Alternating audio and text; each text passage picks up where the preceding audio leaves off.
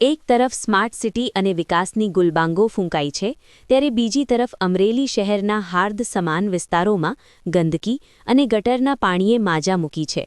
શહેરના ચિત્તલ રોડથી બ્રાહ્મણ સોસાયટીને જોડતા મુખ્ય માર્ગ પર ગટરના ઉભરાતા પાણીને કારણે જનજીવન નરકાગાર બની ગયું છે. સ્થાનિક તંત્રની કુંભકર્ણી નિદ્રાને કારણે લોકોમાં ભારે રોષ જોવા મળી રહ્યો છે. આ માર્ગ માત્ર સામાન્ય રસ્તો નથી, પરંતુ અહીં લો કોલેજ, બીઆરસે ભવન અને અંધશાળા જેવી મહત્વની સંસ્થાઓ આવેલી છે. સૌથી કરુણ સ્થિતિ અંધશાળાના વિદ્યાર્થીઓની છે, જેમની દૃષ્ટિની ખામી હોવા છતાં આ ગંદા પાણી અને કાદવમાંથી પસાર થવા મજબૂર બનવું પડે છે. બાજુમાં જ રાધિકા જનરલ હોસ્પિટલ, ગોળ હોસ્પિટલ આવેલી છે, જ્યાં સમગ્ર જિલ્લામાંથી હજારો દર્દીઓ સારવાર માટે આવે છે.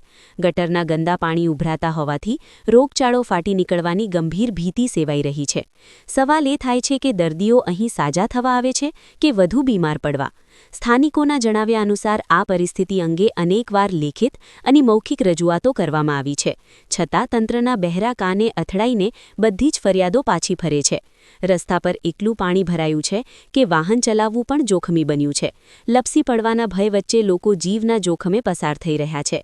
ચાલવાની તો વાત દૂર રહી, હવે તો વાહન લઈને નીકળતા પણ બીક લાગે છે. શું તંત્ર કોઈ મોટી દુર્ઘટનાની રાહ જોઈ રહ્યું છે?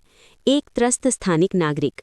સ્થાનિક સ્વરાજની ચૂંટણીઓ નજીક આવી રહી છે, ત્યારે લોકોમાં આક્રોશ છે કે જ્યારે મતોની જરૂર હશે ત્યારે રાજકીય પક્ષોના નેતાઓ 10-10 વાર ઘરે આવશે, પરંતુ અત્યારે જ્યારે જનતા ગંદકી અને રોગચાળાના ખતરા નીચે જીવી રહી છે, ત્યારે કોઈ નેતા કે અધિકારી ફરકવાની તસદી લેતા નથી.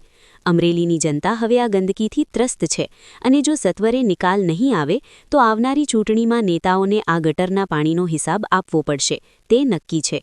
રિપોર્ટર મૌલિક દોશી, અમરેલી.